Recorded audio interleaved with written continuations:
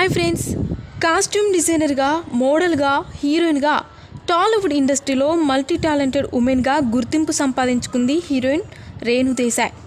Power star Pawan Kalyan సరసన బద్రి సినిమాలో నటించి ఈ హీరోతో ప్రేమలో పడింది. నెక్స్ట్ సినిమా జానీలో కూడా వీరిద్దరి కాంబోలో రావడంతో పవన్ రేణు దేశాయ్ ప్రేమ మరింత బలపడింది.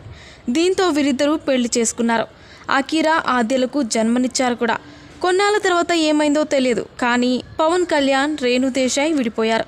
పవన్ మరో పెళ్లి చేసుకున్నప్పటికీ ఈ నటి మాత్రం పిల్లల బాగోగులు చూసుకుంటూ ఇండస్ట్రీకి దూరమైంది. చాలా ఏళ్ల తర్వాత రవితేజ నటించిన టైగర్ నాగేశ్వరరావు మూవీలో హేమలత లవణం పాత్రలో నటించి ఆడియన్స్ వద్ద ప్రశంసలను అందుకుంది. అయితే రేణు దేశాయ్ మీద ఇటీవల రెండో పెళ్లి గురించి సోషల్ మీడియాలో వార్తలు వస్తున్న విషయం అందరికీ తెలిసిందే. తాజాగా ఈమె దీనిపై స్పందించింది. ప్రస్తుతం నేను రెండో వివాహం చేసుకోవాలనుకోవడం లేదు. ఇప్పుడు నా కుమార్తె ఆద్యది స్కూల్